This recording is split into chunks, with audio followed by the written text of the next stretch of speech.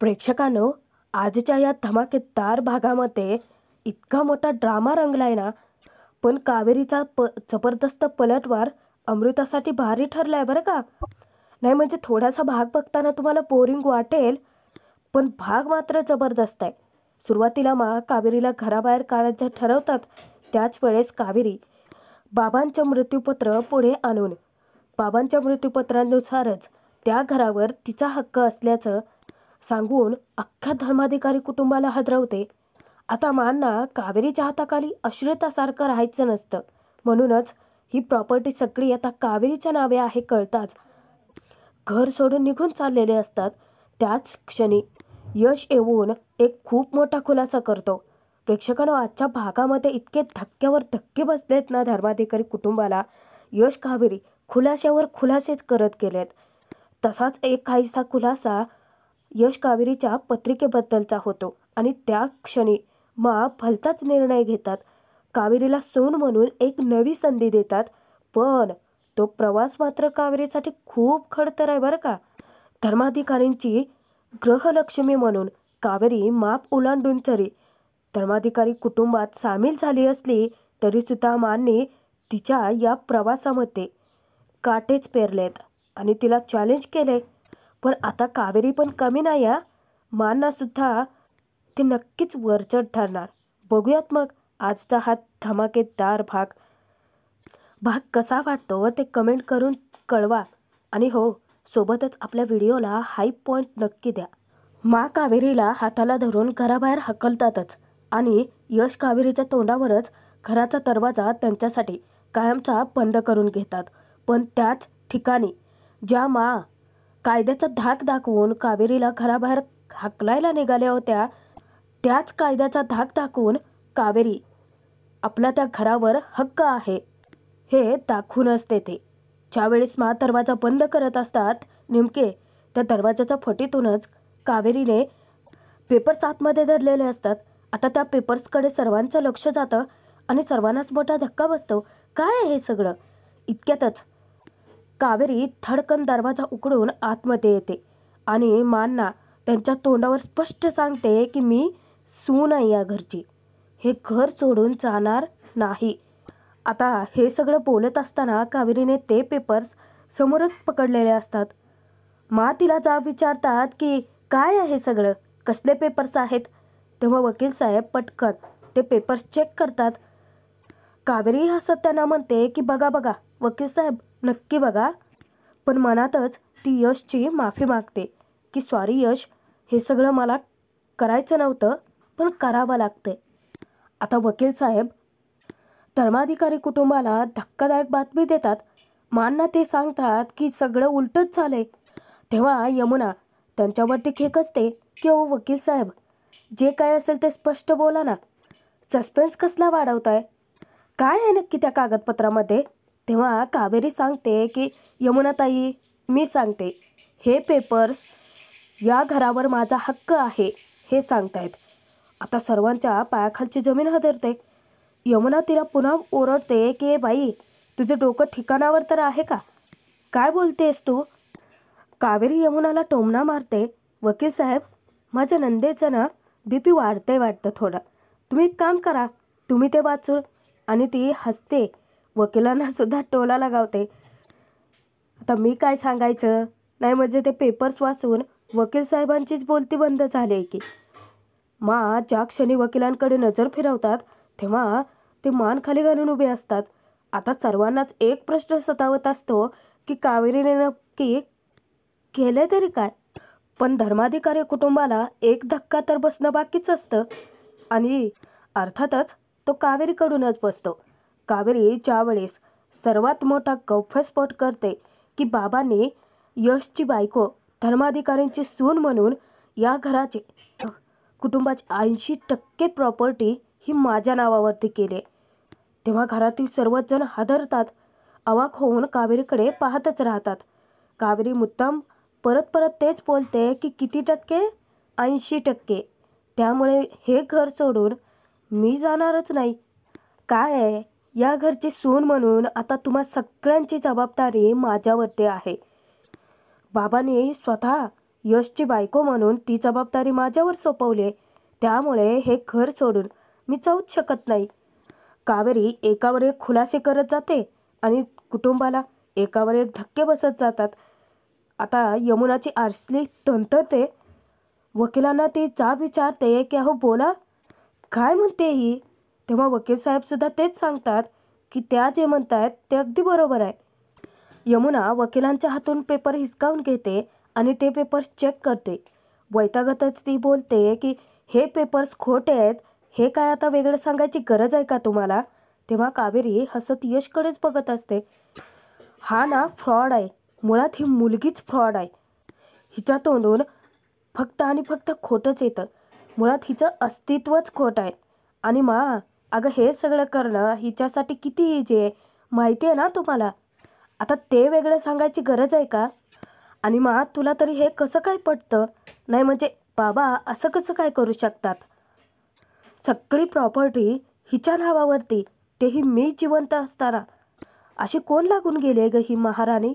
आता यमुना रागाच्या भरात कावेरीचा खूप अपमान करत सुटते, पण यश त्यांना आरसा दाखवतोच. यमुनाला तो सांगतो की यामिनी, हे पेपर्स खोटे नाही आहेत. तेव्हा यमुना त्याला जाब विचारते की हो, मग इतके दिवस हे पेपर्स कुठे होते यश? तेव्हा यश उत्तर देतो की यामिनी, या पेपर्सची आजपर्यंत गरज पडलीच नव्हती, म्हणूनच आम्ही समोर आणले नव्हते. आमच्याबद्दल बाबांना आधीच सगळं माहिती होतं आणि म्हणूनच त्यांना कळलं असावं की आमचा इथून पुढचा प्रवास खूपच खडतर होणार आहे. म्हणूनच ही सगळी अरेंजमेंट त्यांनी आधीच करून ठेवली होती. यश किती तळमळीने सत्य सांगण्याचा प्रयत्न करतो, पण मानचे कान डोळे सगळं बंदच झाले. अजूनही त्यांचा यशच्या बोलण्यावरती विश्वास बसतच नाही. यश खुलासा करतो की अमृताने जेव्हा बाबांवरती हल्ला केला होता ना, तेव्हा बाबांना काहीच बोलता येत नव्हतं आणि त्यांनी मला इशाऱ्यानेच तिजोरीकडे इशारा केला आणि त्यांचा इशारा कळताच ते तिजोरीमध्येच हे पेपर मला सापडलेत. तेव्हा वकील साहेब ते पेपर्स परत एकदा चेक करतात. आता वकील साहेब सांगतात की या पेपरवरती शंका घ्यायला काही जागाच उरलेली नाही आहे, कारण श्रीकांत साहेबाची सही आणि रीतसर शिक्कासुद्धा आहे. तेव्हा घरातील सर्वजण हादरतात, पण एक सवाल करतात की यशची बायको म्हणून या मुलीचं नाव लिहिलं आहे का त्याच्यात? वकील साहेब सांगतात की नाही, असं स्पष्ट नाव लिहिलेलं नाही आहे. हो, पण यशची बायको असं नमूद केलं आहे, म्हणूनच त्यांना हवा तसा अर्थ काढतायत त्या. आता त्याचाच उलटा अर्थ काढतात. उलट यशला ते हे सांगतात की यशची होणारी बायको म्हणजेच अमृताबद्दलच त्यांनी हे सगळं लिहिलं असावं. तेव्हाच यश इतकं पोटतिडकीने सत्याची जाणीव करून देण्याचा प्रयत्न करत असतो की नाही बाबांना आमच्याबद्दल सगळं माहिती होतं, किती वेळा तेच सांगू मी. आणि आज जर का कावेरी वेळेत आल्या नसत्या ना, तर मी सुद्धा जिवंत राहिलो नसतो. माझ्यावरती विश्वास ठेव की ही अमृता तिच्या बहिणीचा बदला घ्यायला आली इथे. पण अमृताचा विषय निघाला की ऐकून घेण्याची मनस्थिती सुद्धा उरत नाही. खरं तर कावेरी हा सगळा जो पलटवार करते ना, तो फक्त अमृतासाठीचा असतो, पण त्याचा भलताच अर्थ काढून मोकळ्या होतात. एकतर त्यांना कावेरी या घरात नकोशीच झालेली असते, पण कावेरी हार मानत नाही. ती बिनधास्त भिडते. ती सांगते की ठीक आहे, आपण हे मानूयात की हे पेपर्स बाबांनी अमृतासाठी बनवले असतीलही, पण आता यशची बायको कोण आहे? मीच आहे. त्यामुळे मी आहे या घराची नवी मालकीण. त्यामुळेच सांगते, सगळ्यांनी मापात राहायचं. अमृताला कावेरी अचानकच खेचते आणि तिला सांगते की कळतंय ना? पण परत एकदा अमृताचाच फुलका येतो आणि कावेरीचं बोलणं टोचतं. त्या कावेरीला सांगतात की तुझ्या घरात तुझ्या आश्रयाखाली राहण्यापेक्षा विहिरीत जीव देणं पसंत करेल मी. तेव्हा सर्वांच्या काळजाचा ठोकाच चुकतो. मानच्या तोंडून हे वाक्य बाहेर पडलं ना. आणि या कागदाचं काय सांगतेस का तू मला? एक काडी जमा करून उभं केलंय आम्ही दोघांनी हे घरटं. या घराच्या प्रत्येक कोपऱ्यात आमच्या आठवणी आहेत आणि आमची ही पवित्र वास्तू तुझ्यासारख्या नीच मुलीच्या हातात जाताना मी पाहू शकत नाही. बस करावं कधीतरी खाडकन डोळे उघडून सत्य बघा. माझ्या घरच्यांना, माझ्या मुलाला फसवून तुला काय मिळालं हे आजवर मला कळलं नव्हतं ग. नाही म्हणजे मूर्ख होते अगं मी, पण आता कळतं या. हा पैसा, ही संपत्ती, हेच तर मिळवायचं होतं तुला.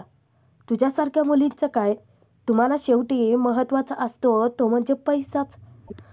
सुद्धा कावेरीच्या बाबतीत इतक्या चुकतायत, इतक्या गरळ ओकतायत ना, पण कावेरी बिचारी निमूटपणे ते सगळे सहन करते. कारण तिला एका गोष्टीची खात्री आहे की ज्या दिवशी सत्य कळेल तेव्हा मांना घोर पश्चाताप झाल्याशिवाय राहणार नाहीये. पण आता इथेच बघा प्रेक्षकांनो, मांनी भलताच मोठा निर्णय घेतलाय, जो की यश कावेरीसाठी खूप धक्कादायक आहे. ज्या क्षणी यमुनाकडून घराच्या किल्ल्या मागतात त्या क्षणी यमुना थोडी चाचपडते. आता घराची जबाबदारी इतके दिवस पार पाडत होती, किल्ल्या मिरवत होती, हक्क गाजवत होती, पण आता काय, परत एकदा तिच्यावरती खेक असतात की यमुना किल्ल्या दे. त्या क्षणी यमुना पटकन माच्या हाती किल्ल्या सोपवते आणि कावेरीचा हात हातात घेऊन तिच्या हाती किल्ल्या सोपवतात. अगं 80%च प्रॉपर्टी काय, मी माझी 100% प्रॉपर्टी तुला देते. तुझा हक्क असलेली एकही वस्तू मला नको आहे. ते सगळं मी आज माझ्यापासून दूर करते. या घरात ते वस्त्रच काय, मी आज नेसत्या वस्त्रांनी हे घर सोडते.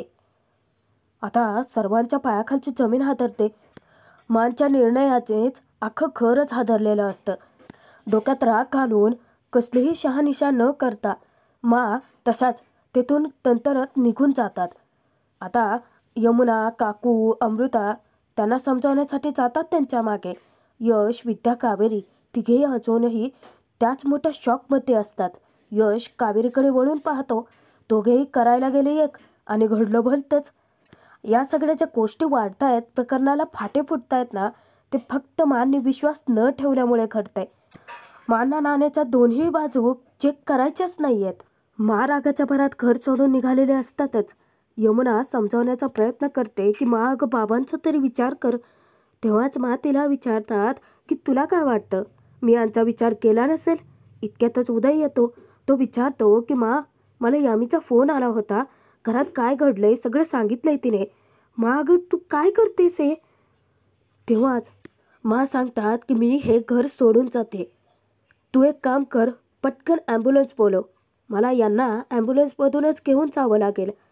तेव्हा यमुना विचारते की पण अगं कुठे जाणार आहात तुम्ही. तिच्यावरती खेकचतातच, आम्ही कुठेही जाऊ, हवं तर मी माझ्या माहेर घेऊन जाईन यांना. आयुष्यभर आम्ही आत्मसन्मानाने राहिलोत, आता इथे नाही राहणार. तेव्हा यमुना माझे कानच फुंकते कावेरीच्या विरोधात. ती सांगते की अगं त्या कावेरीला हेच तर हवंय, सगळी प्रॉपर्टी तिला स्वतःच्या घशात घालायची, तेच तर ती करते अगं. पुन्हा एकदा कावेरीबद्दल या घरासमोर एक वाईटच चित्र उभं राहतं. तेव्हा तिला सांगतात की आयुष्यभर आत्मसन्मानाने जगलोयत आम्ही, आणि आता थोड्या पैशांसाठी तिच्या पुढे पदर नाही पसरणार आम्ही. उदयमानची समजूत घालतो की हे बघ, 80% प्रॉपर्टीचा हिस्सा जरी तिच्या नावावरती असला तर 20% आपला आहे का नाही अगं त्याची जबाबदारी मी स्वतः घेतो. पण आपण कोणत्याही परिस्थितीत हे घर सोडायचं नाही आहे आता तोही अडून राहतो आपल्या बोलण्यावरती. काकूही विचारते की वहिनी तुम्ही चाल हो निघून, पण आमचं काय, माझ्या मुलाचं काय, आता तुम्हालाच उत्तर द्यावं लागेल. सांगा ना वहिनी, आम्ही कुठे जायचं निघून. भाऊजीने त्या आगाऊ मुलीच्या नावावरती प्रॉपर्टी करताना जराही विचार केला नाही बाकीच्यांचा. विद्या, यश, कावेरी तिघांनाही इतकं वाईट वाटत असतं. बाहेर मानचा निर्णय वेगळाच झालेला असतो आणि आत यांच्याच मनातलं दुःख उफाळून येतं. विद्या म्हणते की वहिनी तुम्ही या घराची मालकीण झालात, या घरावरती आता तुमचा हक्क आहे, तुम्हाला या घरातून कोणीच बाहेर नाही काढू शकणार. पण आपल्या मानचं काय, त्या केल्या ना घर सोडून. तेव्हा कावेरी म्हणते की विद्याताई, मला या प्रॉपर्टीचा कधीच मोह नव्हता, मी सून आहे या घरची. माझं फक्त एवढंच म्हणणं होतं, एवढीच इच्छा होती की मानने सून म्हणून माझा स्वीकार करावा, आणि जर का माझी सासू या घरातच नसेल तर सून म्हणून कुणाकडून घेऊ. आणि या एका कागदाने जर का मा हे घर सोडून जाणार असतील तर हे सगळं मला नकोच आहे. विद्या रडतच विचारते, कावेरी वहिनी, पण मा खरंच येतील का घरी परत? तेव्हा त्यांचे डोळे मांच्या वाटेकडेच लागलेले असतात. यश मांच्या मागे जातो. इकडे यमुना त्यांची समजूत घालतच असते. मा, अगं तू आता बाबांना घेऊन जाशील, पण विचार कर ना जरा. ज्या क्षणी बाबा नीट होतील, बरे होतील, तेव्हा जर ते म्हणाले की मी असं कोणतंही विल केलं नव्हतं तर काय करायचं मा? आणि काकू, तुला तुझ्या सगळ्या प्रश्नांची उत्तरं मिळतील, पण इथे राहून तुम्ही कोणीही आपलं घर सोडणार नाही आहोत. थोडा तरी विचार करा. आता यमुना तिच्या परीने घरातल्यांची समजूत घालतच असते. इतक्यातच यश येतो. यशने मांना हाक मारता क्षणी सर्वांची नजर त्याच्यावरती जाते. पण यश येता क्षणी आता भलताच मोठा खुलासा होणार आहे. अजून एक असं गुपित जे यशने उलगडलंच नव्हतं. यश येतो, मांची समजूत घालतो की मा, प्लीज हे घर सोडून जाऊ नकोस. अगं तू नाहीस तर या घराला घर पण नाही आहे मा. मान्य आहे की माझं कावेरीसोबत लग्न झालंय, पण या घरावर फक्त तुझा अधिकार आहे. तेव्हाच मा रागातच बोलतात की पण मला दिलेलं वचन मोडलंसच ना तू. तेव्हा यश खुलासा करतो की नाही मा, मी वचन मोडलेलंच नाहीये. पत्रिका तर माझी आणि कावेरीची जुळली होती. गुरुजींसमोर मी अमृताची नाही तर माझी आणि कावेरीची पत्रिका ठेवली होती. मा, हे बघ, आमचं लग्न देवाने जुळवलं आहे. मी हात जोडून तुला विनंती करतो की प्लीज हे घर सोडून जाऊ नकोस. तू फक्त कावेरीला एक संधी दे. मला खात्री आहे की तुझं त्यांच्याबद्दलचं मत नक्की बदलेल. यश इतका हताश निराश होऊन सांगत असतो ना, इतक्यात विद्या आणि कावेरी सुद्धा धावत तिथे येतात. तेव्हा मा ताडकन मागे वळतात आणि इतक्या शांतपणे त्या रिॲक्ट होतात ना की सर्वांनाच म्हणजे कळेनासंच होतं की मा खरं तर बोलतायत की त्यांचेच कान वाजतायत. मा सांगतात की ठीक आहे यश, तुझ्या बायकोला कावेरीला मी देते अजून एक संधी. तेव्हा सर्वांना धक्काच बसतो की यमुना अतिशहाणपणा करायला जाते, पण मा काही तिचा मेळ बसूच देत नाहीत. मा सांगतात की यमुना, जा तू एक काम कर, तुझ्या नव्या वहिनीच्या स्वागताची तयारी कर. आज यशच्या बायकोचं म्हणजेच कावेरीचं मी स्वतः घरात स्वागत करणार आहे. तेव्हा यमुना तणतणतच तेथून निघून जाते. यश कावेरीला अजूनही विश्वास बसत नसतो की चक्क मा बोलतात. माझ्या सुनेचं स्वागत मी स्वतः करेन. यशकडे पाहत मा हसतात आणि डोळे मिचकावतात. त्या तेथून निघून जातात घरात. त्यांच्या पाठोपाठ असलेले सर्वच जण त्याही निघून जातात आणि यश कावेरीकडे हसून पाहतो. काही का असेना, माने डोक्यात राग घालून का घेतला असेना, त्या घरात थांबतायत. त्यातून अजून कावेरीला नवी संधी मिळाली आहे, त्याचाच ते दोघे आनंद साजरा करतात. भाग संपतोय, बघूयात पुढे. माप ओलांडून कावेरी धर्माधिकाऱ्यांची सून यशची बायकोच्या नात्याने यशच्या हातात हात देऊन गृहप्रवेश तर करते, पण तो प्रवास तिच्यासाठी आता खूप कठीण होणार आहे. कारण मांनी तिच्या वाटेत काचा पेरल्यात.